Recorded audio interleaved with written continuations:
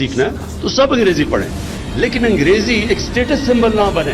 Functions होती हैं, सारे पाकिस्तानी बैठे होते हैं, फंक्शन अंग्रेजी में हो रही होती, कोई अंग्रेज नहीं होता। मैं अभी जब प्राइम मिनिस्टर बना, फंक्शन में देख रहा हूँ अंग्रेजी में शुरू हो गई। मैं उनसे पूछा अंग्रेजी में क्यों बोली जा रही है?